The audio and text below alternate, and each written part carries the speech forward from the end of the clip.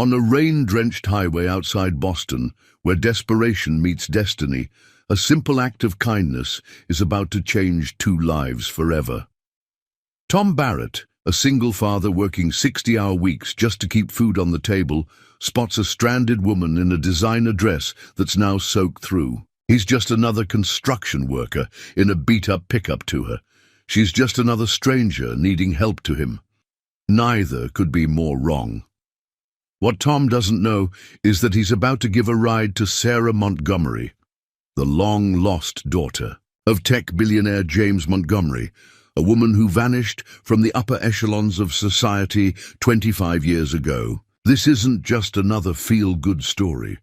This is about how one rain-soaked evening would unravel decades of family secrets, challenge everything both of them believed about their place in the world, and prove that sometimes the greatest wealth isn't measured in dollars. Before we jump back in, tell us where you're tuning in from. And if this story touches you, make sure you're subscribed, because tomorrow I've saved something extra special for you. The morning sun crept through worn curtains, casting gentle shadows across Tom Barrett's weathered face. His alarm hadn't gone off yet. It never needed to. 15 years of construction work had trained his body to rise before dawn. Though, these days, it wasn't the job that motivated him. It was the sound of small feet padding across the hallway, right on schedule. "Daddy?" Emma's voice carried the last traces of sleep as she appeared in his doorway, her favorite stuffed elephant tucked under one arm. At 7 years old, she had her mother's eyes, a thought that still caught in Tom's throat every morning. He smiled, pushing aside the ever-present weight of responsibility that seemed to wake with him. "Morning, sunshine. Ready for pancakes?"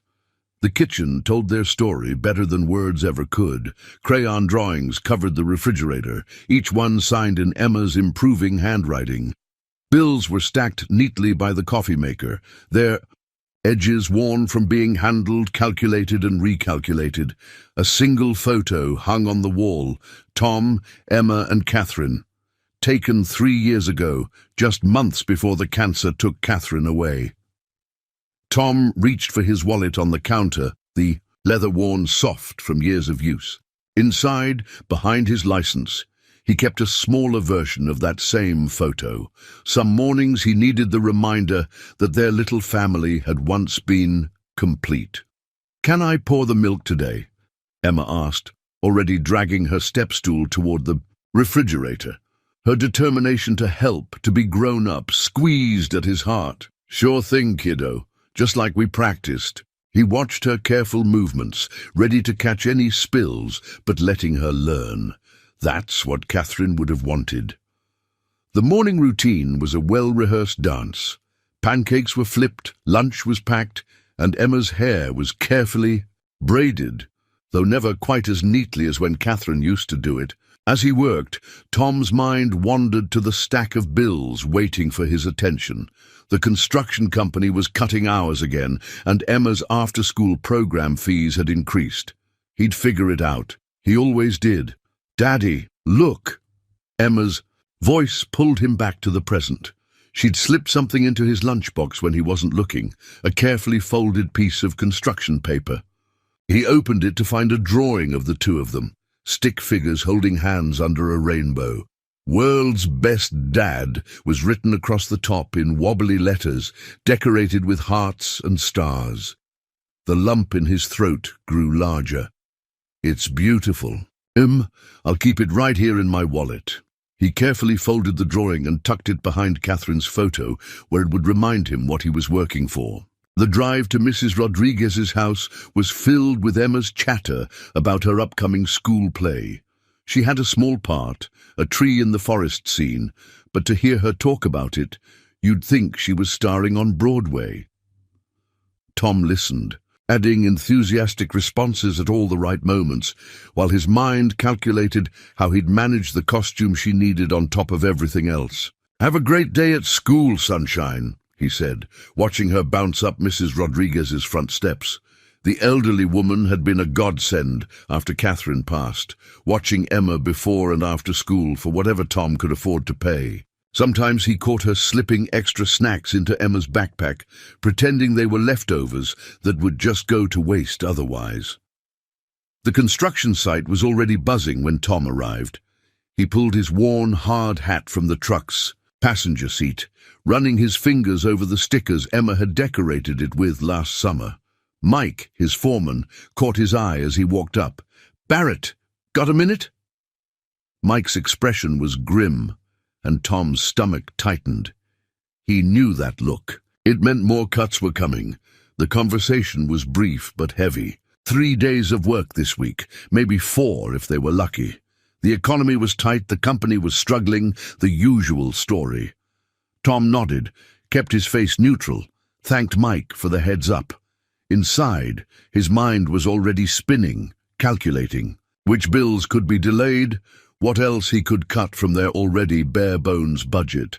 As he climbed the scaffolding to begin his day's work, Tom's hand brushed against his wallet, feeling Emma's drawing through the leather.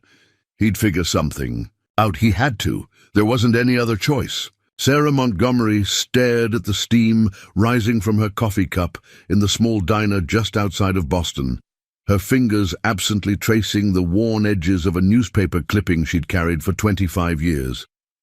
The headline was barely legible. Now, Montgomery heiress missing, foul play suspected. She'd been carrying this piece of her past for so long, it had become as familiar as her own reflection, though these days that reflection barely resembled the teenage girl in the grainy photo beneath the headline. The ancient coffee maker behind the counter sputtered and hissed, a sound she'd grown to love over years of choosing places like this, places where nobody looked twice at a woman in simple clothes with calloused hands, places where the name Montgomery meant nothing more than any other. "More coffee, hun?"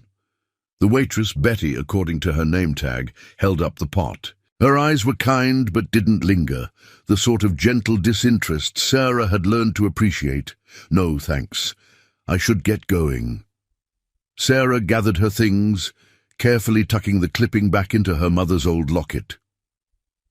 The golden, heart-shaped pendant was one of the few pieces of her old life she'd kept, though she only wore it on days like today, days when the weight of her choices felt particularly heavy. The vintage Volvo she'd bought for cash 12 years ago waited in the parking lot, as reliable as it was unremarkable. Until this morning, when it had finally betrayed her with a sputtering cough and a plume of smoke on the highway. She'd managed to coast it into a mechanic's shop, but the diagnosis wasn't good. The repair would take days and cost more than she'd budgeted for the entire month. Rain began to fall as she walked back to the highway, her designer dress, the one splurge. She'd allowed herself for a job interview, now seeming like a cruel joke. The position had seemed perfect, administrative assistant at a small non-profit, far enough from Boston's financial district to avoid any overlap with her father's world. But the universe, it seemed, had other plans. Her father, James Montgomery's face appeared on the screen of a television visible through the diner's window, and Sarah instinctively turned away. Even after all these years, his features were too familiar. She saw them in her own face every morning. The caption below, his image announced another technological breakthrough for Montgomery Industries, another billion added to the family fortune. The rain intensified, and Sarah pulled her jacket tighter. She'd learned to live without the fortune, without the family name, without the endless expectations that had suffocated her at 18. What she hadn't been able to leave behind were the memories, her mother's gentle laugh, the way she'd mediate between Sarah and her father, the warmth she'd brought to their coldly perfect world. The accident that took her had shattered everything, revealing the fault lines in their family that had always existed beneath the surface. A passing truck sprayed water across her legs, and Sarah couldn't help but laugh at the absurdity of her situation. 25 years of carefully constructed independence, of building a life where she answered to no one, And here she was, stranded and soaked, wearing a dress that cost more than she usually allowed herself to spend in a month.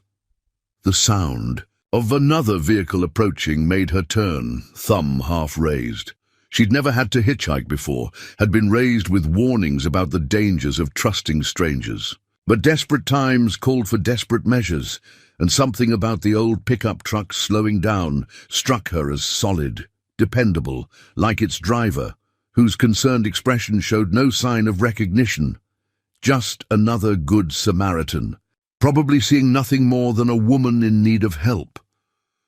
As the truck came to a stop, Sarah caught her reflection in its passenger window. The rain had destroyed her carefully styled hair, washing away the polish she'd put on for the interview. She looked nothing like a Montgomery now, nothing like the girl who'd once graced society pages and whose disappearance had spawned a dozen conspiracy theories. She looked, she realized, with an odd sense of peace, exactly like herself. Sarah, just Sarah, who worked hard, lived simply, and had built a life out of choices that were entirely her own. As she reached for the truck's door handle, the locket bounced against her chest, a familiar weight carrying the fragments of her past. The irony wasn't lost on her. Here she was, about to get into a stranger's truck, carrying proof of her own disappearance next to her heart. The windshield wipers kept steady time as Tom's truck pushed through the rain. He'd turned the heat up when he noticed his passenger shivering, though she'd tried to hide it. The silence between them was surprisingly comfortable, broken only by the occasional directions she provided to the mechanic's shop where her car waited. "Thank you again," Sarah said, her hands wrapped around the coffee he'd insisted on buying from a drive-through window. The receipt lay forgotten on the dashboard, a small reminder of kindness between strangers. "I'm sure this isn't how you plan to spend your evening." Tom glanced at her, noting how she held herself, straight-backed, but not stiff, like someone who'd learned to carry themselves carefully through life. "No trouble. Couldn't leave you out there in this weather. My daughter would never forgive me if she found out." Something in Sarah's expression softened at the mention of his daughter. "How old is she?" 7 going on 30. Tom chuckled, the warmth in his voice unmistakable. "Emma. She's got this thing about helping people. Last week she tried to start a neighborhood cat rescue in our garage. Had to explain why we couldn't keep all 6 strays she'd found." Sarah's laugh was genuine, unexpected even to herself. "Sounds like she keeps you busy." "That she does." Tom's phone buzzed in the cup holder, Emma's smiling face lighting up the screen. "Speaking of..." He answered through the truck's Bluetooth. "Hey, sunshine!" "Daddy!" Emma's voice filled the cab. "Mrs. Rodriguez made tamales. Can we have some for dinner, please? She says she made extra on purpose." Tom caught Sarah hiding a smile. "That's very nice of her, Em. Did you thank her?" "Of course, and I helped roll them. Well, I helped with 2 of them. Mine look kind of funny, but Mrs. Rodriguez says they have character." "I'm sure they're perfect," Tom assured her. "I'll be a little late tonight, okay? I'm helping someone whose car broke down." There was a pause on the other end. "Is it a nice someone?" This time Sarah couldn't hide her laugh, and Emma's gasp was audible. "Is that them? Hi, Daddy's friend. Are you okay? Did your car get sick? My daddy's really good at helping. He fixed my bike last summer when it got sick." "Hi, Emma," Sarah responded, surprising herself with how natural it felt. "Yes, my car got a little sick, but your dad's been very kind. And you're right, he's really good at helping." The conversation continued for a few minutes, Emma's chatter filling the space between them with warmth. When the call ended, the silence felt different, charged with something neither of them could quite name. "She sounds wonderful," Sarah said softly. "She's everything." Tom's reply was simple but heavy with meaning. "It's just the 2 of us now. Her mum, my wife Catherine, passed away 3 years ago." Sarah felt the weight of his words, recognized the careful way he spoke. "Them. I'm sorry, I lost my mother too. It changes things." Their eyes met briefly in the reflection of the windshield, a moment of shared understanding passing between them. The rain drummed steadily on the roof, creating a cocoon around their conversation. "It does," Tom agreed. "But Emma, she makes it easier, harder too sometimes, but in the ways that matter most, easier." Sarah nodded, understanding exactly what he meant. "Because you have to keep going, keep choosing to see the good things." Like tamales with character. Tom's gentle joke broke the heaviness, and they both laughed. Exactly like that. Sarah, who found herself sharing more than she'd planned. "I teach art at a community centre sometimes, volunteer work. There's this little girl about Emma's age who always makes her clay sculptures with these incredible, impossible shapes. She calls them imagination improved instead of imperfect." "Imagination improved," Tom repeated, smiling. "Emma would love that."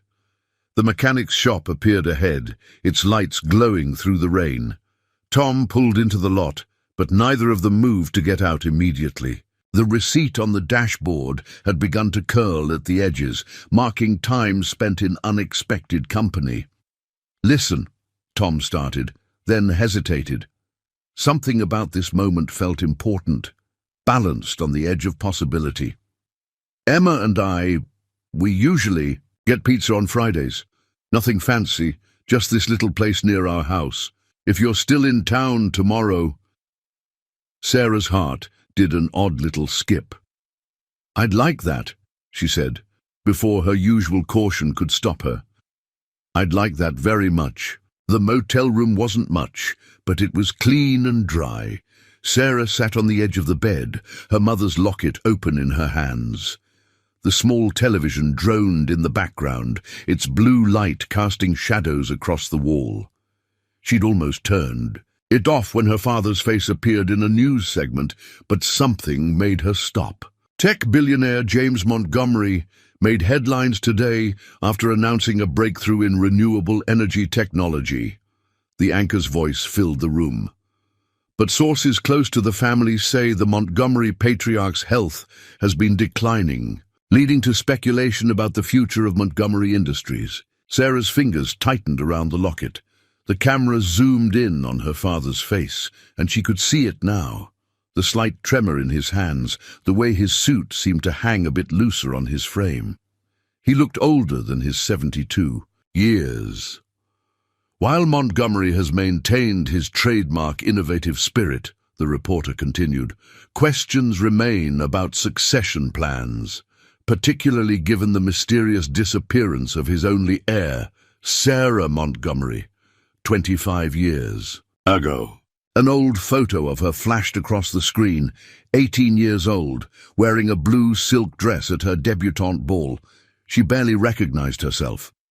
The girl in the photo had perfectly styled hair, and practiced smile, and eyes that couldn't quite hide their desperation. Sarah touched her face, feeling the laugh lines she'd earned since then, the character that life had carved into her features. Her phone buzzed with a text from Tom. "Emma wants to know if you like pepperoni on your pizza. She's very concerned about getting the order right tomorrow." A smile tugged at her lips, even as guilt churned in her stomach. She looked at the photo in her locket, her mother and father on either side of her at her high school graduation. Her mother's smile had been real that day. Her father's had been distracted. He'd been on his phone most of the ceremony, dealing with a company crisis. "Love pepperoni," she texted back, then added, "Emma has excellent taste in pizza toppings." 3 dots appeared immediately. "She's very pleased with herself now. Says she knew you'd be a pepperoni person." "Apparently that's the best kind of person to be," Sarah laughed, the sound echoing in the empty room. The contrast between this simple, warm exchange and the formal world she'd left behind couldn't have been starker. In her old life, dinner plans involved reservations made months in advance, dress codes, and conversations measured carefully for political and social impact. The news segment shifted to footage of Montgomery Industries' latest charitable initiative, a children's hospital wing dedicated in her mother's name. Sarah's breath caught. She hadn't known about this. The camera panned across a bronze plaque, the Elizabeth Montgomery Children's Center, where hope takes flight. Her mother had always wanted to build a children's hospital. She'd talked about it constantly in the months before the accident, sketching plans on napkins and researching healthcare needs in underserved communities. Her father had always nodded along, distracted but indulgent. Now, 28 years after her death, he'd finally made it happen. Another text from Tom. Emma's drawn you a welcome picture for tomorrow. No pressure, but apparently it involves unicorns and rainbows, so it's kind of a masterpiece. Sarah felt tears prick at her eyes. Such a simple thing, a child's drawing, a father's pride, a pizza dinner invitation. Yet it represented everything she'd both gained and lost in her. Choices. The weight of her secret felt heavier than ever. She picked up her phone to respond, but her eyes caught the television again. They were showing recent footage of her father leaving a board meeting. He stumbled slightly, catching himself on his assistant's arm. The camera quickly cut away, but Sarah had seen enough. The mighty James Montgomery was faltering. Her fingers moved to her mother's favorite saying, engraved on the back of the locket. Truth fears no questions. Elizabeth Montgomery had lived by those words, always pushing for honesty, even when it was uncomfortable. Especially when it was uncomfortable. Can't wait to see the masterpiece, Sarah texted back to Tom, her heart heavy with the knowledge that she was building something precious on a foundation of lies. Tomorrow, she would sit across from him and Emma, sharing pizza and stories, while her father's empire showed cracks in its carefully maintained facade. The irony wasn't lost on her. She'd spent 25 years running from wealth and privilege, only to find herself torn between two worlds again. But this time, the choice wasn't between wealth and freedom. It was between truth and trust, between the comfort of anonymity and the responsibility of identity. She closed the locket with a soft click, but kept it in her hand, its familiar weight, both comforting and accusing.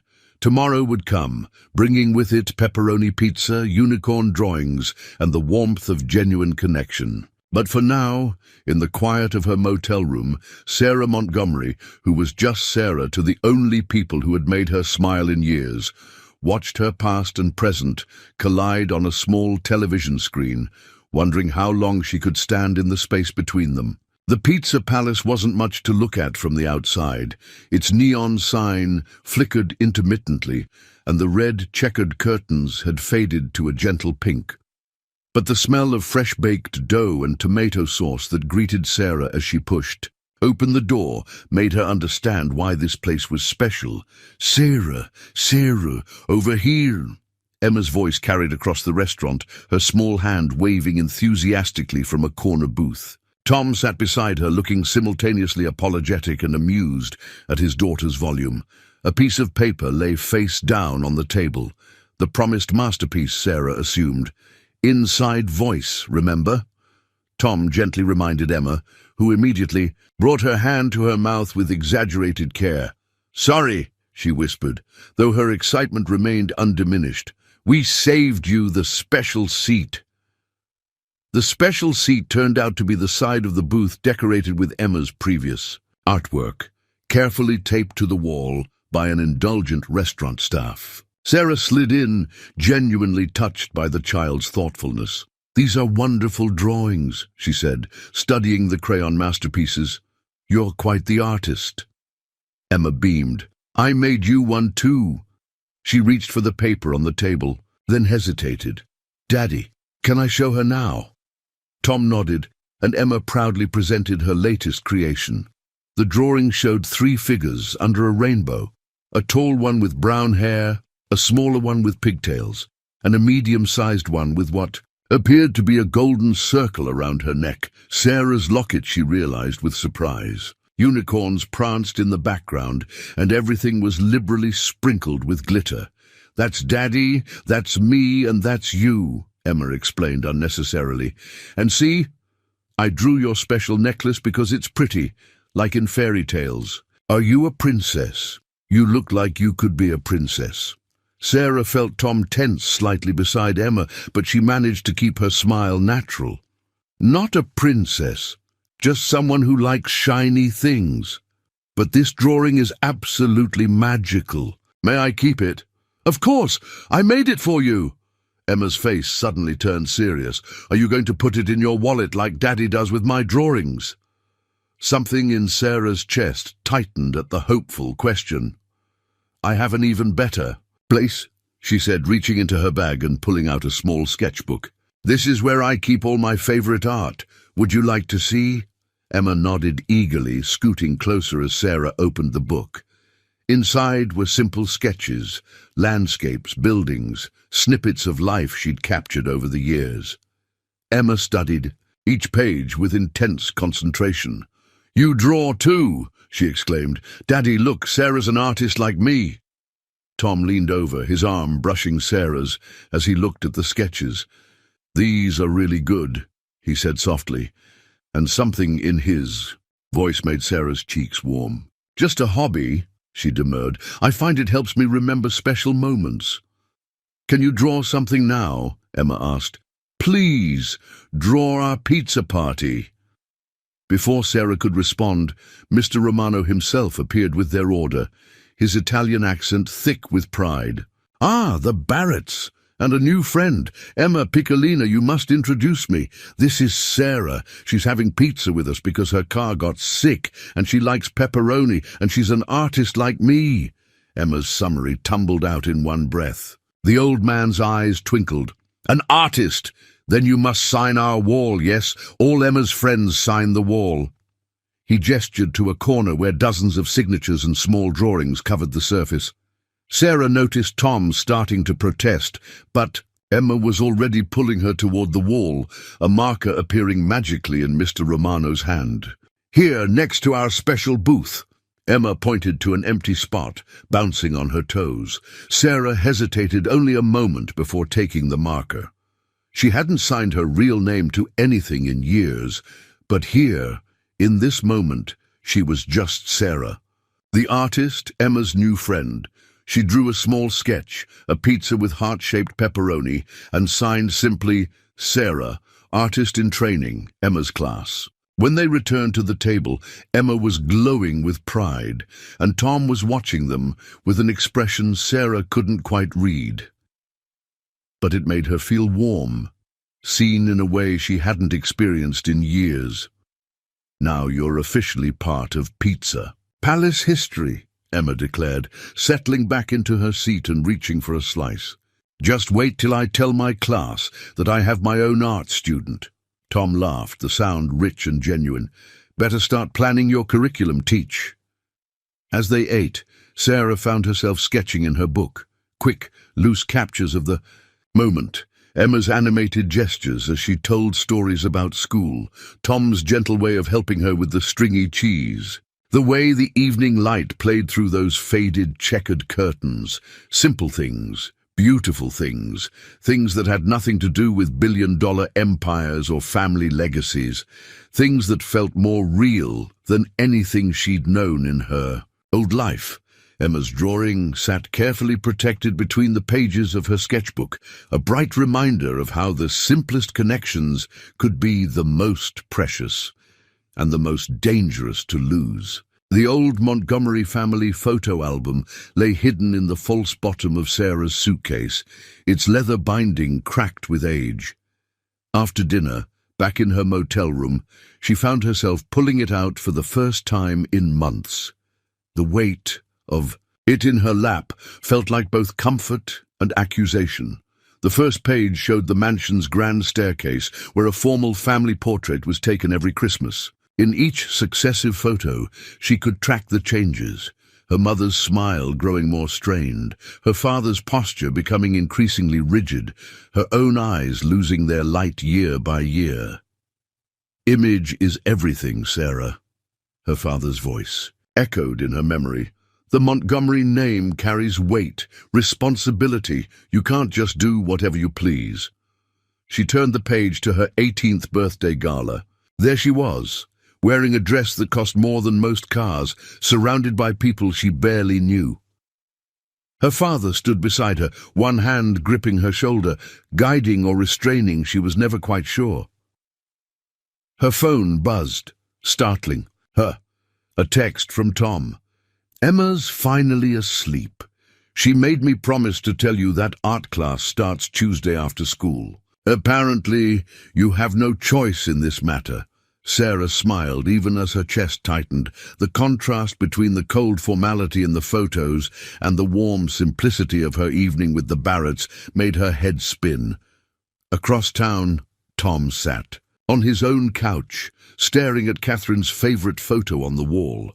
It was candid, her laughing at something Emma had done, her hair messy from the wind at the beach. So different from the posed hospital photos that marked their final months. "Together, you'd like her," he said softly to the image. It was a habit he'd developed, these quiet conversations with Catherine. Sarah. She sees Emma. Really sees her, you know.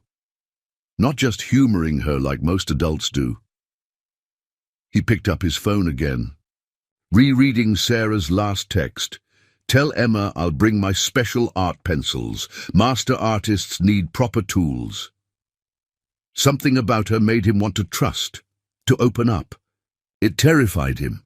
The last time he'd felt this way about someone, it had ended with him holding Catherine's hand in a hospital room, promising to take care of their daughter while monitors beeped out the final moments of their life together. A sharp knock at Sarah's motel room door made her jump. The photo album slipped from her lap, scattering loose photos across the floor. Her heart stopped when she saw what lay exposed, a newspaper clipping she'd tucked away years ago. The headline screamed, "Montgomery CEO denies daughter's claims of control and manipulation." She quickly gathered the photos, her hands shaking. The knock came again, followed by a voice. "Evening maintenance check, ma'am." Sarah let out a breath. Just the motel staff. Not reporters, not private investigators, not her father's people. Back in his living room, Tom found himself doing something he hadn't done in years, pulling out the small box of mementos from his early days with Catherine. Movie ticket stubs, silly notes passed during college classes, the coffee shop punch card from their first date. His phone buzzed again. Sarah had sent a photo, a quick sketch she'd done of Emma gesturing animatedly at Pizza Palace, capturing perfectly her daughter's spirit and energy. "Your daughter's joy is contagious," Sarah's message read. "Thank you for sharing your special place with me." Tom touched the sketch on his screen, remembering how Sarah's eyes had lit up watching Emma, how her guard had seemed to drop throughout the evening. There was something there, something hidden behind her easy smile. He recognized it because he saw the same thing in his own mirror. The careful way a person holds themselves when they're carrying heavy secrets. Sarah tucked the photo album away, but kept out one picture, the last one taken before her mother's accident. Elizabeth Montgomery was in the garden she'd loved, teaching a teenage Sarah about different flowers. It was the only photograph, where neither of them was posed or performing. "I wish you were here, Mum," Sarah whispered. "You'd know what to do." Her phone lit up with another text from Tom. "Emma's not the only one glad you joined us tonight." Sarah held her mother's photo in one hand and her phone in the other. Past and present, secrets and possibilities. In the distance, a photographer, for a local tabloid, snapped pictures of her motel, acting on an anonymous tip about a Montgomery sighting. The wheels of fate had begun to turn. The community center art room buzzed with the energy of a dozen children, but Emma's voice rang out above the cheerful chaos. "Sarah, look! I mixed the colors just like you showed me." Sarah leaned over Emma's workspace, admiring the sunset she'd created. "That's beautiful. The way you blended the orange into the purple is perfect." She'd been volunteering at Emma's after-school art program for 2 weeks now, each session bringing her deeper into the Barrett's world. "Can we show Daddy when he picks me up?" Emma carefully added another streak of gold to her sky. "He says, you make everything more beautiful." Sarah's brush paused mid-stroke. He said that? Emma continued painting, oblivious to Sarah's reaction. He smiles different now, like in the old pictures with Mommy. Before Sarah could process this, her phone buzzed. Tom had created a shared playlist, titled Songs for Painting 2. The description read, "Since you mentioned liking music while you work," Emma helped pick some. "Fair warning, there's a lot of Disney." Sarah found herself smiling at the mix of classical music, contemporary songs, and yes, quite a few Disney numbers. The care put into the selection touched her deeply. Each choice seemed purposeful, thoughtful. Later that evening, after the art room had been cleaned and the last child had left, Tom arrived to pick up Emma. He lingered in the doorway, watching Sarah help Emma pack up her supplies. "Daddy!" Emma bounded over, her artwork held carefully in front of her. "Look what Sarah taught me about colors, and guess what? She knows all the words to Let It Go too." "Is that so?" Tom's eyes met Sarah's, twinkling with amusement. "I heard you two having quite the duet earlier." Sarah felt her cheeks warm. "Your daughter is very persuasive." "Oh, I know." He stepped into the room, taking in the organized chaos of easels and paint supplies. "This is quite a setup you've created." "Here." "Sarah says art is like magic," Emma declared, carefully placing her painting in her special folder, a gift from Sarah, decorated with unicorns and rainbows. "It makes feelings into colors."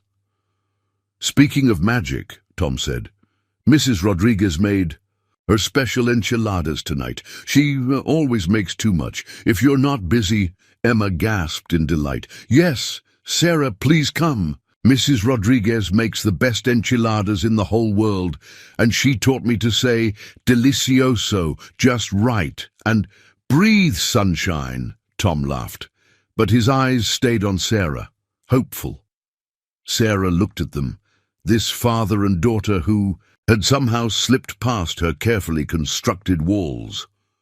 "I'd love to." The walk to their house was short, filled with Emma's chatter about her artwork and her plans for their next lesson. She walked between them, occasionally taking both their hands to swing herself forward, creating a picture of family that made Sarah's heart ache with its simplicity. Mrs. Rodriguez was waiting on her porch next door, her knowing smile making Sarah wondered just how accidental the extra enchiladas were. "Ah, Sarah, the art teacher Emma cannot stop talking about. Come, they're still hot." Dinner was served on mismatched plates in the Barretts' small kitchen, where Emma's artwork covered every available surface. The newest addition was a family portrait that made Sarah's breath catch. She was in it, standing next to Tom, while Emma stood between them. "Sorry about that," Tom said softly, noticing her gaze. "She's got quite an imagination." "No," Sarah found herself saying. It's perfect." After dinner, Emma insisted on showing Sarah her room, proudly displaying the art corner they'd set up together. Tom watched from the doorway as Sarah helped Emma organize her growing collection of supplies, their heads bent together over a color wheel, both laughing at some shared joke. When Emma finally succumbed to sleep, clutching her favorite stuffed elephant, Tom and Sarah found themselves on the back porch. The evening air was cool, filled with the sound of crickets and distant traffic. "Thank you," Tom said quietly, "for everything you've done with her. Art was always Catherine's thing. I never knew quite how to encourage it." Sarah looked at him in the soft porch light. "She makes it easy. She sees the world with such open eyes." "Like her mother." Tom's voice was soft. "Catherine would have loved you." The words hung between them, heavy with meaning. Sarah's hand found her locket, a nervous habit. "Tom, He turned to face her, and suddenly the space between them seemed both vast and microscopic.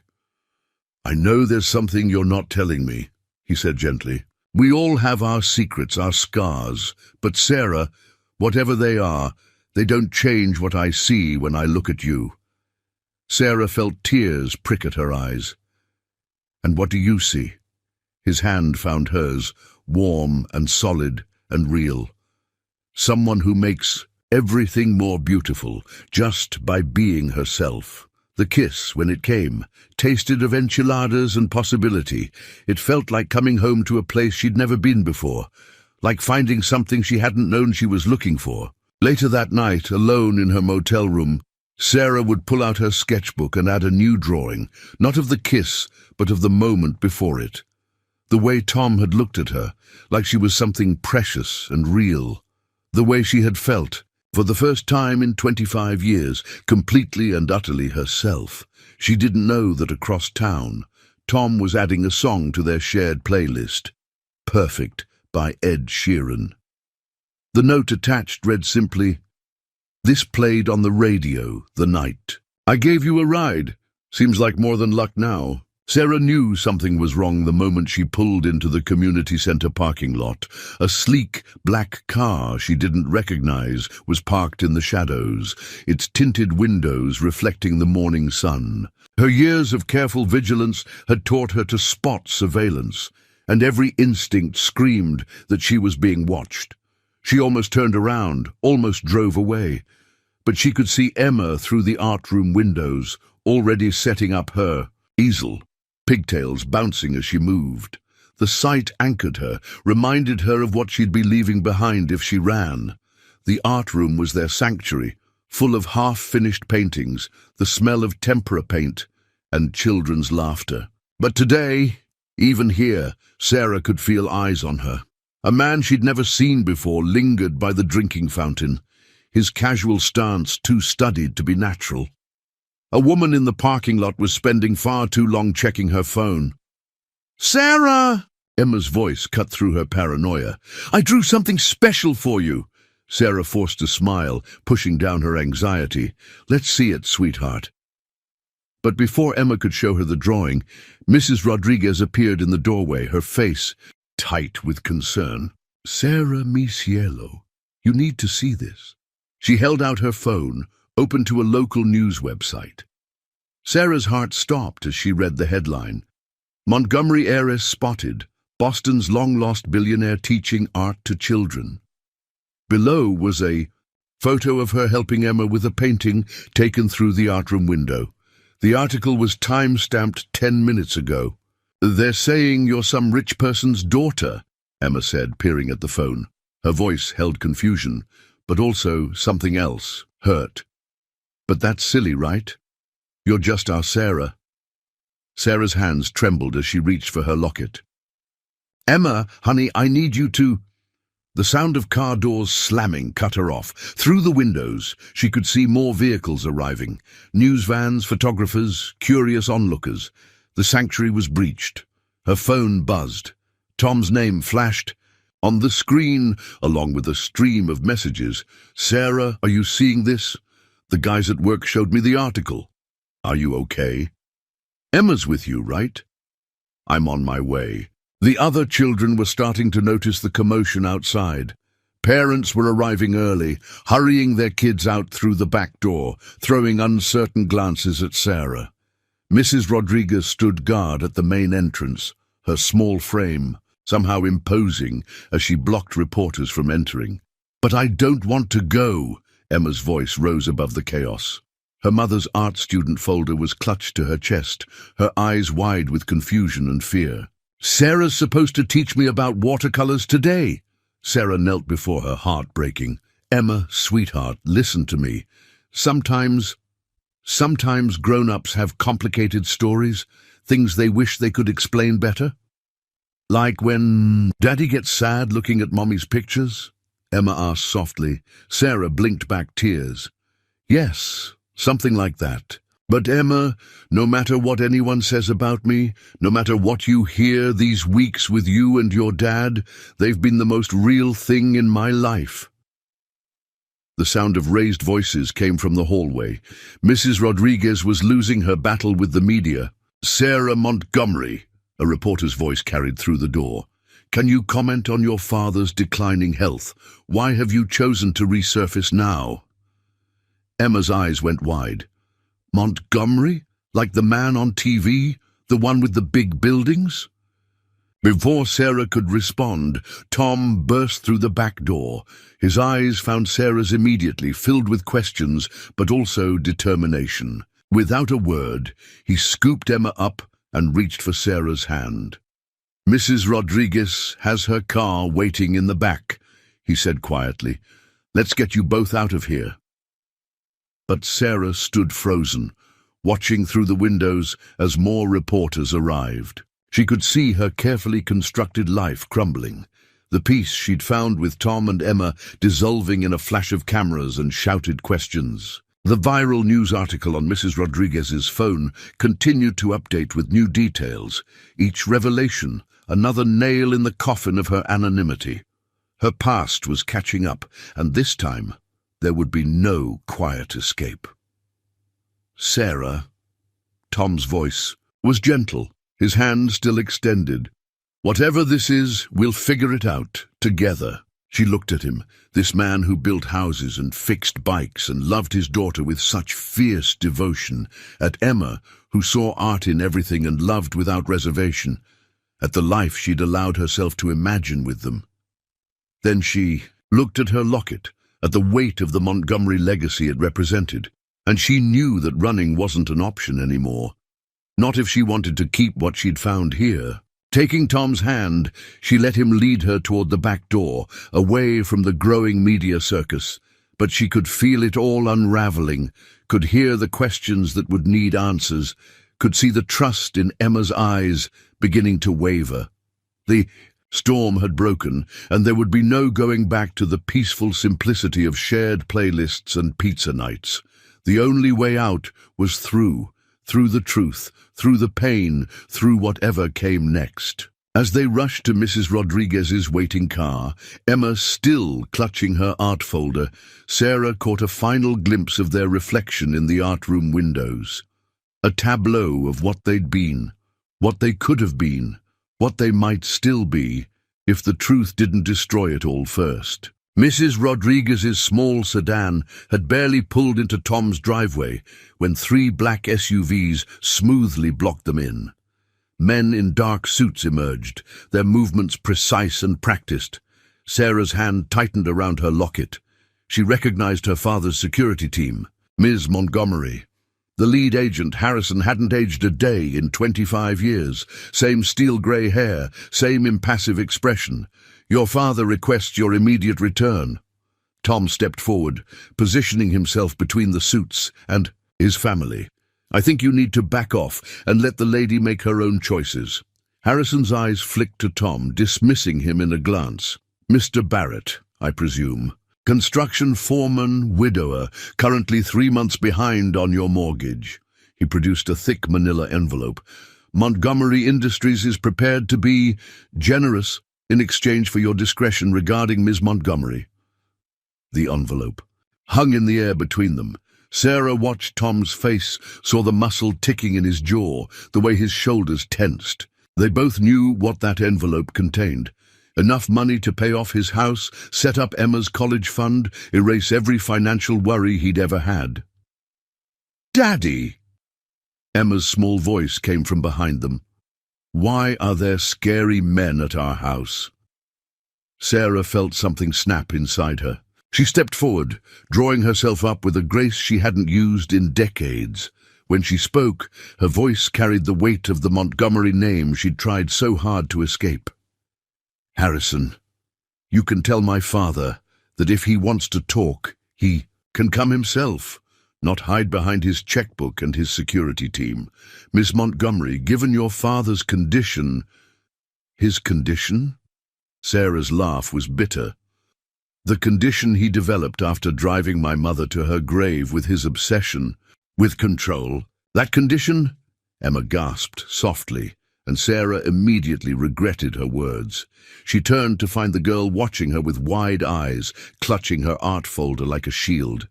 "You really are the princess from TV," Emma whispered. But, you lied to us." The hurt in her voice cut deeper than any of Harrison's implied threats. Tom moved to comfort his daughter, but she backed away from all of them, tears welling in her eyes. "Emma, sweetheart," Sarah started. No! Emma's shout startled everyone, even Harrison. You said art was about truth. You said we don't hide in our art, but you were hiding everything. She turned and ran into the house, her folder dropping to the ground. Pages spilled out, dozens of drawings of Sarah, of the three of them together, of a family that now seemed like just another fairy tale. Tom looked torn between following his daughter and dealing with the situation in his driveway. Sarah made the choice for him.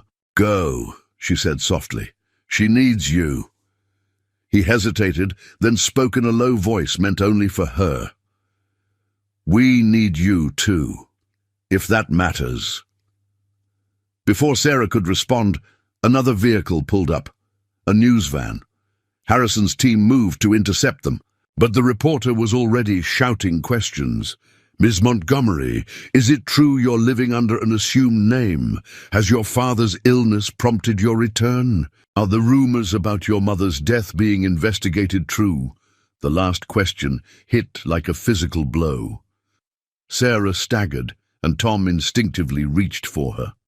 The moment was caught by dozens of cameras, and Sarah could already see the headlines: Montgomery heiress found with working-class lover. Mr. Barrett, Harrison's voice cut through the chaos.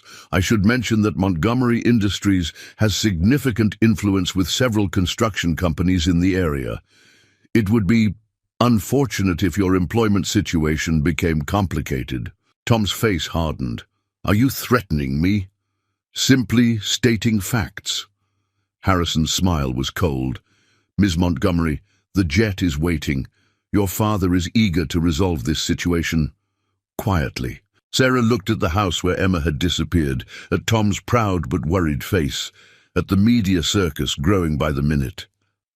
Everything she'd built here, all the real precious moments, they were being twisted into something tawdry by the cameras, something scandalous by her father's money, something painful by her own lies. The legal documents in Harrison's hand caught her eye, thick with stipulations and demands, no doubt, the price tag of silence, the cost of making problems disappear.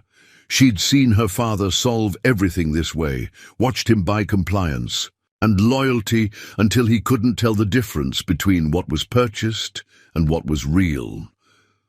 She reached for the envelope, but instead of taking it, she let her fingers brush against her locket. Inside was the truth, about her mother, about her father, about why she'd really run. The truth that could destroy everything, including the empire her father had built his life around. The choice crystallized. Accept the old pattern of money, and power and control, or fight for something real, even if fighting meant losing it all. Sarah sat at the Barrett's kitchen table, the same place where just days ago they'd shared enchiladas and laughter. Now, it felt like a different world. Her childhood diary lay open before her, the one possession from her old life she'd never been able to leave behind. Its pages held the truth about why she'd run, written in the desperate scrawl of an 18-year-old girl who'd lost her mother and was about to lose herself. Tom stood by the sink, his posture rigid, processing everything she'd just told him. Through the window, Harrison's team maintained their vigilant watch of the house. The media vans had multiplied, their satellite dishes pointed skyward like accusing fingers. So, Tom finally spoke, his voice carefully controlled. Your mother's accident wasn't an accident. Sarah's fingers traced the diary's worn pages. She was going to leave him, take me with her. She'd found evidence of what he'd done to build his empire, the people he'd destroyed, the lives he'd ruined. She was gathering proof, planning to expose everything. She swallowed hard. The brake lines in her car were tampered with. The investigation was buried under mountains of Montgomery money and influence. And you've carried this alone for 25 years. The tenderness in Tom's voice nearly broke her. I didn't have proof, just her notes, her suspicions, and what I'd overheard. I was 18, terrified, watching my father transform his grief into even more ruthless business practices. So I ran. She closed the diary. And I kept running. Upstairs, they could hear Emma's muffled sobs through her bedroom door. Mrs. Rodriguez was with her, but she'd refused to see anyone else. She feels betrayed, Tom said quietly. We both do. But Emma, she gave you her whole heart, Sarah. You were more than just her art teacher. I never meant to hurt her, either of you. Sarah stood, moving to the window. Everything I felt, everything we shared, it was real, the most real thing in my life. Real enough to trust us with the truth. Before she could answer, her phone buzzed. A text from Harrison. Your father's condition is deteriorating. Time is running out. As if on cue, the TV in the living room, still running news coverage, switched to a live feed of James Montgomery being helped into a car, his once commanding frame now stooped and frail. I have to see him, Sarah said, the words surprising her even as she spoke them.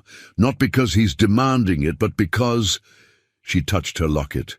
Because my mother would want me to face this, to end it. Tom moved closer, close enough, that she could feel his warmth but not touching. What are you going to do? The right thing. She turned to face him. The thing I should have done 25 years ago. But Tom, it's going to get ugly. What's going to come out about my father, about Montgomery Industries? It could bring down the whole company. And you think I care about that? His voice rose slightly. Sarah, I build houses with my hands. I know the difference between things that look valuable and things that are valuable.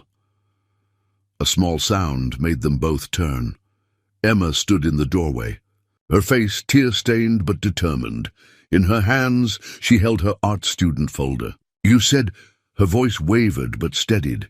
You said art is about truth, about showing who we really are inside. Sarah knelt down to Emma's level, respecting the distance the child maintained. I did say that, and I broke my own rule. I wasn't brave enough to show who I really was. Emma opened her folder and pulled out a drawing, the one she'd made the night of their first pizza dinner. This is who I thought you were.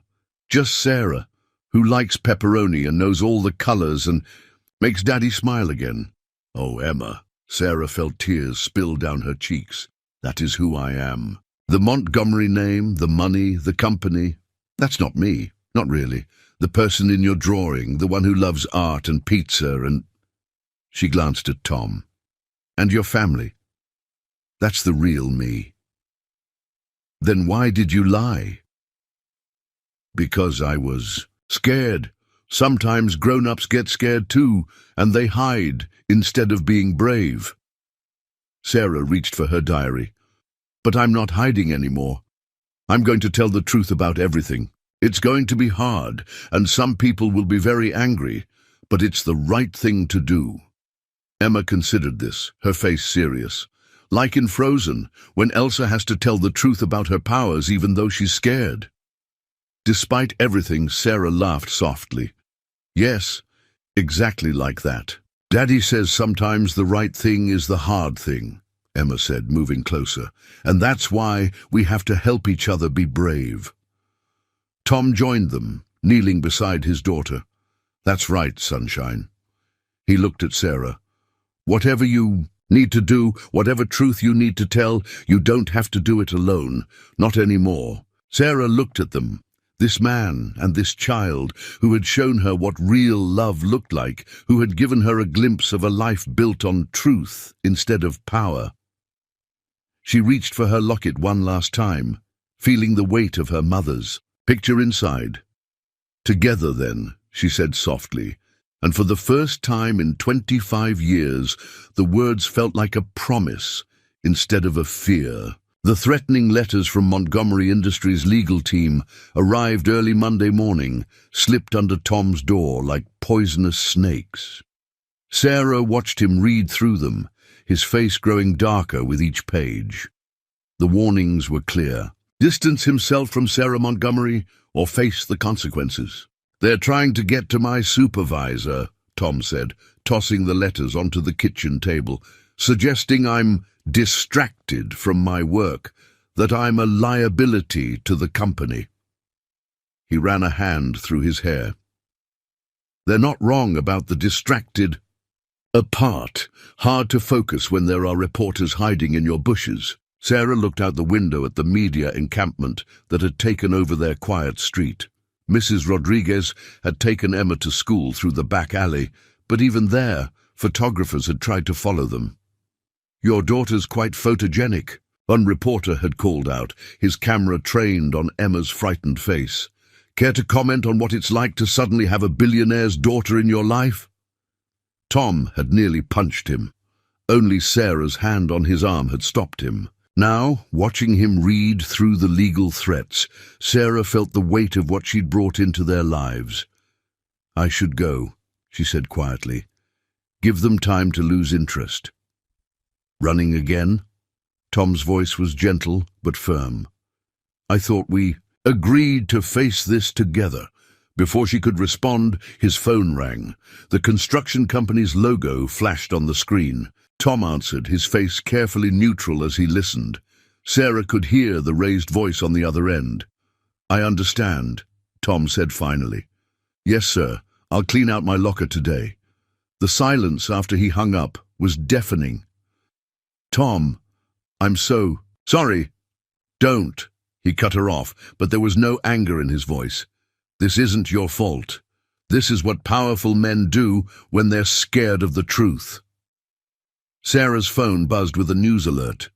Her father had released a public statement. "My daughter's recent behavior is a result of emotional instability following her mother's tragic death. Montgomery Industries is prepared to provide her with the best psychiatric care available once she returns home." The words hit her like physical blows. This was his strategy: paint her as unstable, discredit her before she could reveal what. She knew it was the same tactic he'd used on her mother.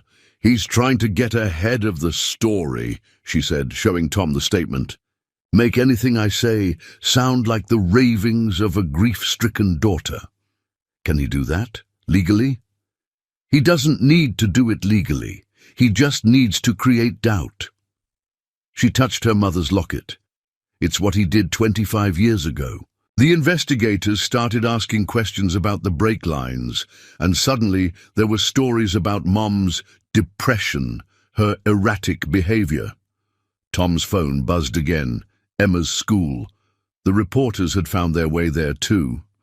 The principal was concerned about the disruption. "I'll pick her up," Tom said, already reaching for his keys. "I'm coming with you." He looked at her, surprised. "You sure? There'll be cameras?" Sarah squared her shoulders. "I'm done hiding. Emma needs to see that." The drive to school was tense. Reporters followed them, cameras flashing at every stoplight, but when they pulled up to the school, something unexpected happened. Mrs. Rodriguez was there, along with several other parents from the art class, forming a human shield around Emma as she ran to the car. "They mess with one of our kids. They mess with all of us," Mrs. Rodriguez declared, giving the nearest reporter a glare that could melt steel. Emma climbed into the back seat, her face brightening when she saw Sarah.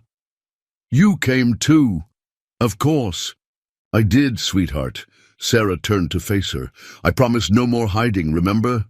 "I told Jenny you're not crazy like they said on TV," Emma announced. "I said you're the sanest person I know because you understand about mixing colors and why sometimes we need to paint outside the lines."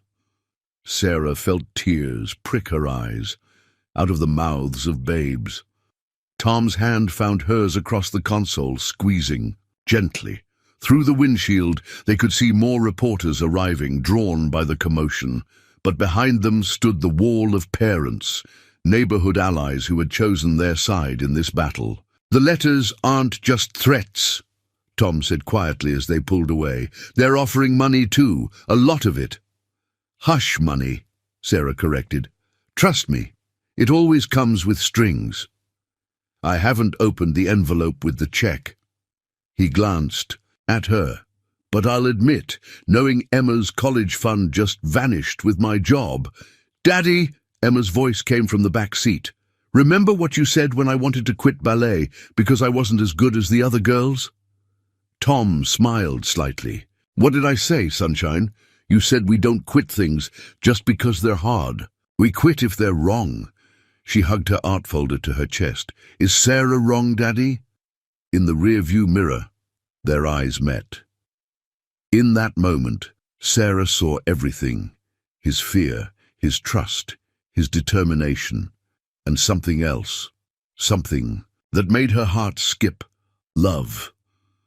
No, baby, he said softly. Sarah's not wrong, and we're not quitting. Sarah wrote the letter at Mrs. Rodriguez's kitchen table at 3 a.m, her hands shaking as she tried to find the right words. The old woman sat across from her, silent but present, occasionally pushing a fresh tissue across the table. When the tears became too much. My dearest Tom and Emma, she began for the dozenth time. The previous attempts crumpled around her feet. By the time you read this. Through the window, she could see the lights still on in the Barrett's house. Tom was up too. She'd watched his shadow pass by the windows every few minutes, checking the street for reporters, for threats, for her. He knew something was coming. He'd seen it in her eyes at dinner when the evening news had shown footage of his former boss arriving at Montgomery Industries headquarters. The story had aired right after Emma had gone to bed. Montgomery Industries was launching a complete audit of all construction projects Tom had supervised. The implication was clear. They would find something, fabricate something if necessary, to destroy not just his current prospects, but his entire career. I thought I was strong enough to fight this battle, Sarah wrote, her tears splashing onto the page. But I won't let my father destroy another family I love. Mrs. Rodriguez touched her hand gently. Mi niña, there are other ways. Sarah shook her head. You didn't see what he did to my mother's family after her death. Her brothers lost their businesses. Her sister's children were blacklisted from every good school. He erased them piece by piece until there was nothing left. She looked down at her letter, remembering Emma's face earlier that evening. The girl had shown her a new drawing.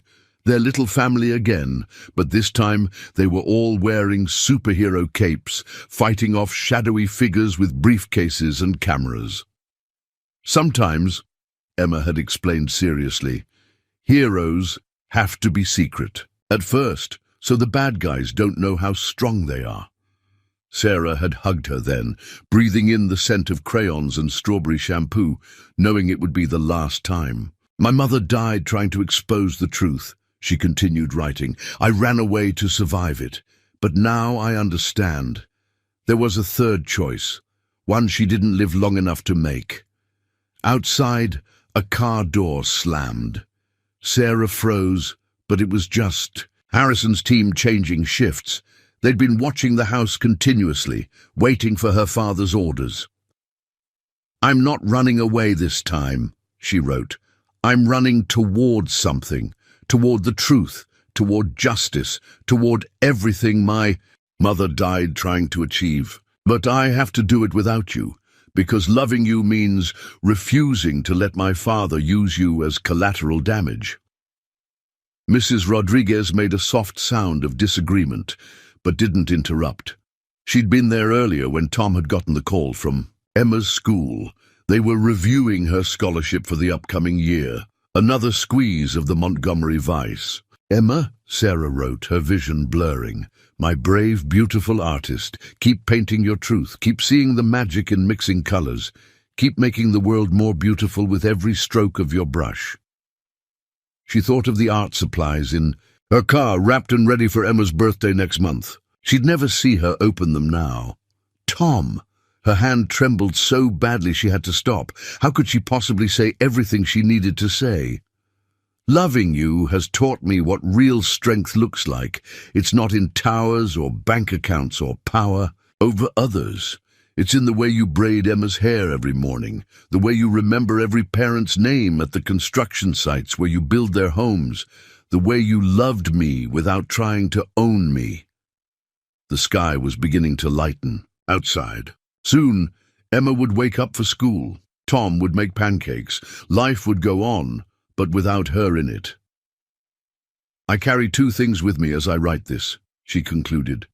My mother's locket, reminding me of the price of truth, and my sketchbook, filled with drawings of the life I dared to dream with you. One represents who I was born to be, the other who I chose to become. It's time for Sarah Montgomery to finally fulfill both destinies. She signed the letter simply Sarah, not Montgomery, not any other name, just Sarah, the woman they had known and loved. Mrs. Rodriguez watched as she folded the letter carefully, slipping it into an envelope along with a small key. The key opens a safety deposit box, Sarah explained quietly. Everything my mother gathered, everything I've found since, it's all there. When the time is right, when my father's lawyers are distracted trying to discredit me, Tom will know what to do with it. He won't accept this, mi amor, Mrs. Rodriguez warned. Neither will Emma. I know. Sarah stood, gathering her courage. But they'll be alive to be angry with me. They'll be safe to hate me. She looked one last time at the Barrett's house, at the crooked mailbox Emma had decorated with stickers, at the porch where she'd first kissed Tom, at the window of the room where a little girl slept surrounded by art supplies and love. Protect them for me, she whispered to Mrs. Rodriguez. The old woman pulled her into a fierce hug. Come back to them, she answered. That's how you protect them best. Sarah slipped out into the pre-dawn darkness, her letter propped against Mrs. Rodriguez's coffee pot, where Tom would find it when he came looking. Behind her, she left her heart in a house with mismatched plates and crayon masterpieces on the walls, hoping that someday they would understand that leaving was her final act of love. The Montgomery Industries building stretched toward the sky like a glass and steel monument to power. Tom stood in its shadow, Sarah's letter folded in his pocket, her safety deposit box key clutched in his hand. The contents of that box had told him everything he needed to know, about Elizabeth Montgomery's death, about the empire built on destroyed lives, about a daughter's 25 years of carrying an impossible truth. Sir, the security guard at the desk eyed his worn work boots and faded jeans. Do you have an appointment? Tell James Montgomery that Tom Barrett is here. He kept his voice steady. Tell him I'm here about his daughter. The guard's hand moved toward his phone, but before he could make the call, Harrison appeared from a side door. Mr. Barrett. The security chief's face was expressionless. I'm afraid Mr. Montgomery is not taking visitors. Then he can listen while his lawyers explain why every major news outlet just received copies of his wife's original investigation. Tom held up his phone. The emails sent 5 minutes ago. Elizabeth Montgomery left quite a paper trail before her accident. Harrison's mask cracked slightly. Without another word, he led Tom to a private elevator. The trip to the top floor was silent, but Tom's mind was anything but quiet. He thought of Emma, safe with Mrs. Rodriguez, clutching the sketch Sarah had left behind. He thought of Sarah, who had tried to fight this battle alone for so long. He thought of Catherine, who had taught him that love sometimes meant fighting, even when you might lose. The elevator opened directly into James Montgomery's office. The man himself stood at the floor-to-ceiling windows, his reflection showing a face aged more by power than time. He didn't turn around. Come to negotiate, Mr. Barrett. Name your price. I'm not here for money. Tom stepped forward. I'm here because your daughter thinks the only way to protect people she loves is to run away from them, just like her mother. Thought the only way to protect her was to gather evidence in secret. Montgomery turned then, his face tightening. You know nothing about my wife. I know she was gathering proof of your corporate raids, your destroyed competitors, your buried environmental reports. I know she planned to expose it all, not for revenge, but because she believed you could still choose to be a better man. And what? Montgomery's laugh was bitter. Sarah shared her mother's melodramatic theories with you over pizza dinners and art classes. No. Tom pulled out his phone, opening the files from the safety deposit box. She left these to protect me and my daughter. She's so much like her mother, trying to protect everyone else, carrying the burden alone. Something flickered in Montgomery's eyes at that. Elizabeth always took on too much. And then she died in a car crash. Convenient timing. Montgomery moved faster than Tom expected, closing the distance between them. You dare! Your own mechanics flagged the brake line issue, Tom cut in. The report's right here, along with the payoff receipts.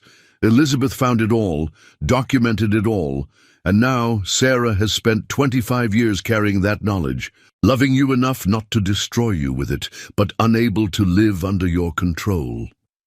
Control? Montgomery sank into his chair, suddenly looking every one of his 72 years. I was protecting her. The world is a harsh place. The world is harsh because men like you make it harsh. Tom's voice rose. You want to protect Sarah. Then let her live. Let her love. Let her be the person her mother raised her to be, not the heir you tried to shape. And I suppose you know what's best for my daughter, a construction worker who can't even keep his job. I know she smiles when she teaches art to children. I know she cries at Disney movies and puts extra sprinkles on her ice cream.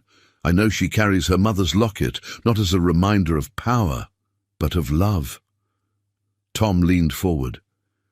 Do you even remember what Sarah looks like when she's truly happy? The question seemed to hit Montgomery physically. He turned to a photo on his desk, Sarah at 18, posed and proper at some society function. Next to it was a newspaper photo from last week, Sarah laughing with Emma at the art center, her face open and radiant. The board meets in an hour, Montgomery said finally, his voice quiet. They'll want answers about these allegations. They'll get them. But right now I want to know, what kind of man do you want Sarah to remember as her father? The one who destroyed everyone she loved, or the one who finally chose to do the right thing? Montgomery stared at the two photos for a long moment. Then he reached for his phone. Harrison, call the board and find my daughter. Tell her... He looked at Tom. Tell her it's time I listened to her mother's voice again. Sarah found the final letter from her mother exactly where Elizabeth had said it would be, behind the loose brick in the garden wall where they'd once planted roses together. For 28 years it had waited there, protected in a waterproof case, its secrets preserved like a time capsule of truth. The Montgomery mansion's garden was overgrown now, the roses long dead. But as Sarah knelt by the wall, Tom beside her, she could almost smell their sweet fragrance from her childhood. You didn't have to come, she said softly, turning the envelope. Over in her hands, its seal was unbroken, marked with her mother's distinctive monogram. Yes, I did. Tom's hand rested gently on her shoulder. You've read enough hard truths alone.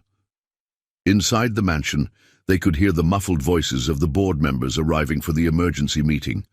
Harrison had found Sarah at Mrs. Rodriguez's house, where she'd been saying goodbye to Emma. His message from her father had stopped her from leaving town. My darling Sarah, she read aloud, her voice trembling. If you're reading this, then I wasn't strong enough to finish what I started. Or perhaps, and this frightens me more, your father's influence proved too powerful to overcome. Tom's hand tightened on her shoulder as she continued. The evidence I've gathered isn't just about business dealings or corporate raids. It's about the moment your father lost his soul. When he chose power over love, control over trust. The accident that's likely taken my life wasn't ordered by him directly. He's too clever for that. But his culture of loyalty, his system of rewards and punishments, created men who knew what he wanted before he had to ask. Sarah paused, wiping tears from her eyes. The hardest truth, my dear heart, is that your father truly believes he's protecting us. Protection, in his mind, means control. Love to him is ownership. I stayed too long trying to change him, and in doing so, I failed to protect you from becoming another possession in his collection. Through the garden windows, they could see James Montgomery in his office, standing with his back to the room, staring at something in his hands. But you, my Sarah, you're stronger than I was. You have my heart, but your own spirit. When you read this, remember, the truth isn't a weapon, it's a light. Use it not to destroy, but to illuminate. Your father's empire was built in shadows. Perhaps, with the courage I know you possess, you can help him find his way back into the light. The letter ended with a final revelation. Proof that Elizabeth had been gathering evidence not to expose her husband, but to force him to confront. His own transformation from the man she'd loved into someone she no longer recognized. She never stopped loving him, Sarah whispered. Even at the end, she was trying to save him from himself. Like mother, like daughter, Tom said quietly. Sarah looked up at him, really looked at him for the first time since Harrison had interrupted. Her goodbye. I was wrong to try to leave. I thought I was protecting you and Emma, but you were doing exactly what your father does, making choices for others, thinking you know what's best. His voice was gentle but firm. Emma hasn't stopped crying since she read your letter. She says artists don't run away from their masterpieces. Despite everything, Sarah felt a smile tug at her lips. She said that? She also said that if you leave again, she's going to paint your entire car with glitter glue so you can't sneak away in the dark. A throat cleared behind them. Harrison stood in the garden doorway, his usual stoic expression softened by something like respect. Ms. Montgomery, your father would like to see you. He paused. Both of you. They found James Montgomery still, at his window, but now they could see what he held. The last photo taken of Elizabeth alive, her arms around a teenage Sarah in the garden, both laughing at something now lost to time. I forgot, he said without turning around, his voice rough with emotion. I forgot how her real smile looked. Not the society smile, not the photo op smile, her real one. He finally turned to face them. Just like I forgot yours, Sarah, until I saw that picture of you with Barrett's little girl. Dad, no, he held up a hand. Let me finish. Your mother's letter. She was right. About everything. I've spent 28 years building walls to protect what I thought mattered, never realizing I was burying myself, and you, alive inside them. He moved to his desk, pressing a button on his intercom. Send them in. The board members filed in, faces grave with the weight of the revelations they'd received. But before they could speak, James Montgomery did something none of them had ever seen before. He took off his perfectly tailored jacket, rolled up his sleeves, and sat not at the head of the table, but beside his daughter. Gentlemen, he said, clearly, it's time we talked about how to bring Montgomery Industries into the light. The changes at Montgomery Industries began not with grand gestures, but with small ones. James Montgomery's first act was to reinstate Tom's job, not at his old position, but as head of a new initiative, sustainable, affordable housing developments. His second was to invite Emma to help design the children's spaces in these new communities. Are you sure you want to give a 7-year-old this much influence over a multi-million-dollar project? Sarah asked her father as they watched Emma earnestly explain her vision for a playground that looked like a rainbow had babies with a unicorn. They sat in the Barretts' backyard, where the media circus had finally died down enough for normal life to resume. James looked oddly at home in the simple wooden chair, his usual pristine suit replaced by a casual sweater, a change that had made Harrison do a double-take that morning. I think, James said slowly, watching Emma gesture enthusiastically to Tom about slide placement, that I spent too many years believing children should be seen and not heard. It cost me my daughter's voice. I'm not making that mistake with Emma. Sarah caught the hesitation, the unspoken word. You can say it, Dad. She's practically your granddaughter. Am I ready for that title? He turned to her, a face uncertain in a way she'd never seen before. I wasn't exactly Father of the Year. No, Sarah agreed, touching her mother's locket.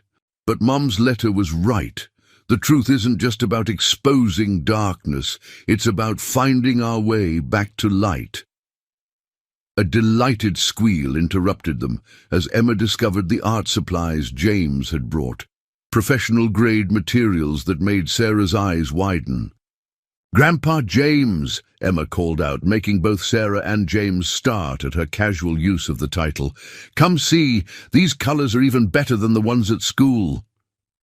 James stood, smoothing his sweater with shaking hands. "I don't know much about art," he admitted.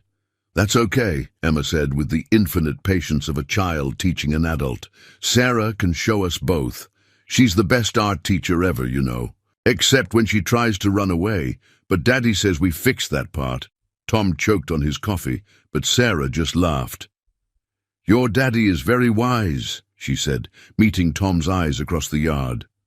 "Indeed he is," James murmured, watching their exchange, with a mix of regret and hope. "Sarah, about Barrett, about Tom." "Dad." Sarah's voice held a warning. "No, let me finish. I was going to say, he reminds me of how I used to be, before the money, before the power, when I still knew the difference between protecting someone and controlling them." Emma had spread her new art supplies across the picnic table, creating a colorful chaos that would have once made James Montgomery twitch. Now he simply rolled up his sleeves and asked, "Where would you like me to start?" "First," Emma said seriously, handing him a brush, "you have to promise to paint what you feel, not what you think others want to see." Sarah's breath caught at the familiar words. She'd said the same thing to Emma in their first art class. James seemed to understand the weight of the moment. "I promise," he said solemnly, accepting the brush like a scepter of responsibility. Tom moved to stand beside Sarah, his arms slipping naturally around her waist. "Your mum would love this," he said softly. Sarah nodded, unable to speak, as she watched her father carefully follow Emma's instructions on brush strokes and color. Mixing. On the table before them lay an old family photo Sarah had brought from the mansion, one showing Elizabeth in her beloved garden. They were painting it together, Emma adding her trademark sparkle, while James painstakingly tried to capture his wife's smile. "I think," Sarah finally managed, "she somehow knew this would happen. Not the details, but the healing. That's why she left the letter where she did. In the garden where we were happiest, not in the house where we were perfect." "Smart woman," Tom observed. "Must be where you get it from." "The board meeting's tomorrow," Sarah said, her hand finding her locket. "Everything changes." "Not everything." Tom turned her to face him. "Some things just grow stronger." In the fading evening light, as James Montgomery learned the art of imperfect beauty from a 7-year-old teacher, Sarah looked at the family she'd found and the father she was finding again. Her mother's words echoed in her mind. The truth isn't a weapon, it's a light. And here, in this backyard, where love was measured not in stock portfolios, but in crayon masterpieces, that light was finally breaking through. The blueprint spread across the Barrett's kitchen table was unlike anything Tom had ever worked with. Instead of simple housing plans, this was a vision of community. Parks integrated with affordable homes, art spaces woven between family units, and at its center, a memorial garden dedicated to Elizabeth Montgomery. "The Elizabeth Montgomery community," Sarah said softly, her finger tracing the garden's outline. "A place where families can grow together, not just live together."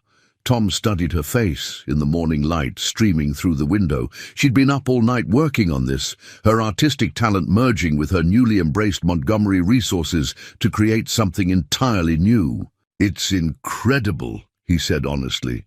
"But Sarah, This is your inheritance. Are you sure you want to pour it all into this? She looked up at him, seeing the conflict in his eyes. The same pride that made him such a wonderful father and builder was wrestling with the reality of her wealth. Since the board meeting last week, when James Montgomery had officially named her his successor and primary heir, things between them had gained a subtle tension. Actually, she reached into her bag, pulling out another set of papers, I want us to build it together, as equals. Tom took the documents, his construction foreman's eyes quickly scanning the details. It was a partnership agreement. Sarah's inheritance would fund the project, but the construction and management would be split equally between them. I can't match your investment, he said quietly. I don't have that kind of money. No, Sarah agreed, touching his hand. But you have something more valuable. You know how to build not just houses, but homes. You understand what families need because you've put Emma first every day of her life. That's worth more than any trust fund. As if summoned by her name, Emma burst into the kitchen, still in her pajamas, clutching her latest masterpiece. Look what I made for the garden. The drawing showed a fountain in the shape of a giant paintbrush, with children playing in the colorful streams of water. Sarah and Tom exchanged glances. It was actually brilliant. Dad, can we really build that? Sarah said anything I designed could maybe be in the for-real garden. Tom knelt to examine the drawing more closely, his professional eye automatically calculating angles and materials. You know what, Sunshine? I think we could, with some engineering help. I might know someone, Sarah smiled. Dad's been asking how he can be more involved without taking control. This could be perfect. James Montgomery had been different since the board meeting. The public revelation of Elizabeth's letter, rather than destroying him, had somehow freed him. Montgomery Industries was transforming under his new leadership style, one that prioritized community impact alongside profit. Speaking of Dad, Sarah said, pulling out her phone, he sent me something this morning. Emma, come see this. It was a photo of James in his pristine office, but now alongside the formal business awards hung a framed crayon drawing. Emma's portrait of their expanded family, complete with Grandpa James wearing a rainbow tie. He really put it up, Emma beamed. See, Daddy, I told you rich people can learn to love art too. Tom laughed, but Sarah saw the lingering worry in his eyes. Later, after Emma had run off to plan more fountain designs, she confronted it directly. You're afraid the money will change us, she said. Change you. I've spent 7 years making sure Emma never felt less than anyone else because we had less, Tom admitted. Now we have a chance to help other families do the same, Sarah finished. She pulled out one final document, a deed to their current house. I had this drawn up yesterday. The house stays in your name. This is your home, Tom. Our home, if you'll have me. No mansions, no moving, no changing what makes this place special. Tom stared at the deed, then at the blueprint with its carefully planned community spaces. You'd really choose this over penthouses and private jets? I choose family over fortune, Sarah said, just like my mother tried to. The difference is I have something she didn't, a partner who builds things to last. She reached for her locket, but Tom caught her hand, pulling her close instead. Speaking of things that last, he reached into his pocket, revealing a small, simple ring. I was waiting for the right moment, but standing here planning our future over blueprints and crayon drawings, this feels right. Daddy! Emma's voice came from the doorway. She stood there holding her art supplies, eyes wide. Is this the special question you practiced with me? Sarah looked between them, the man she loved and the little girl who had taught her to trust in art and love again. Is it?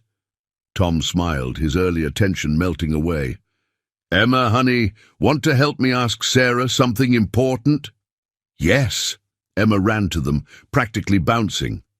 Sarah, Daddy wants to know if you'll marry us. I helped pick the ring because it has swirls like when we mix paint together. And Daddy said that was perfect because you make our whole life more colorful, and I get to be the flower girl and breathe sunshine." Tom laughed, but his eyes were serious as they met Sarah's. "What do you say? Want to build something permanent with us?" Sarah looked at the blueprint, the ring, and the two people who had shown her what real wealth looked like. "Yes," she said simply, "with all my heart, yes." 1 year later, the Elizabeth Montgomery Community Garden bloomed with summer roses, their fragrance drifting through the evening air. Emma's fountain centerpiece, refined but never diminished by the engineering team, sent streams of rainbow-colored water dancing against the sunset sky. Children played while parents gathered on benches, all of them residents of the affordable homes that now surrounded this peaceful space. Sarah stood in her mother's favorite spot, now marked by a simple plaque, "Where truth blooms, love grows." She wore a simple white dress, her mother's locket resting against her heart. The wedding would be here, in this garden where past and present had finally found their peace. "The roses look perfect," James said, approaching quietly. He looked softer now, his former sharp edges worn smooth by a year of learning to be a father again, and discovering the unexpected joy of being a grandfather. "Your mother would love this." "She does love it," Sarah corrected gently. "She's here in every bloom." From the community center across the street came the sound of laughter. Through the windows, they could see Tom helping Emma set up her first real art exhibition, a collection of family portraits she'd done of every resident in the community. Her talent had grown with her confidence, nurtured by both Sarah's teaching and James's newfound enthusiasm for imperfect beauty. "Ready for the rehearsal?" James offered his arm. "I've been practicing my walk. Harrison's been quite the coach, though he'll never admit to helping me." Sarah laughed, picturing her father's stoic security chief counting steps with James Montgomery in his office. Harrison had surprised them all this year, revealing a hidden talent for event planning that made him the obvious choice for wedding coordinator. The small wedding party gathered in the garden. No society photographers, no business elite, just family and true friends. Mrs. Rodriguez dabbed her eyes as Emma demonstrated her flower girl walk for the 10th time, her basket filled with rose petals from the garden. Tom stood at the end of the aisle, somehow looking both nervous and completely at peace. "Sarah," Emma ran up, her flower girl dress swishing. "Look what Grandpa James helped me make for tomorrow." She held up a framed picture, a family portrait done in oils, her first attempt with the medium. It showed all of them together, Tom and Sarah in their wedding clothes, Emma between them throwing flowers, Mrs. Rodriguez and Harrison in the background, and James standing proud but humble, one hand resting on Emma's shoulder. "See," Emma pointed to the details. "I use this special gold paint for your locket, and look, there's Mommy Catherine watching from the sky and Grandma Elizabeth in the roses, because you said love doesn't end, it just changes shapes." Sarah knelt, careful of her dress, and hugged her soon-to-be official daughter. "It's the most beautiful wedding gift ever." "Actually," Tom said, joining them, "it's not just a gift. It's going to hang in the community center lobby. First piece in the permanent collection." James cleared his throat. "About that, the board approved the funding this morning. Every Montgomery Industries development will now include an art space for the community.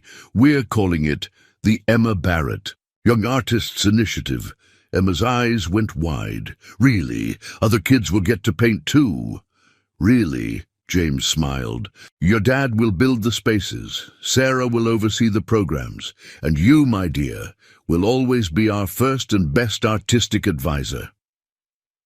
The rehearsal flowed smoothly after that, everyone finding their places in this new pattern they'd created together.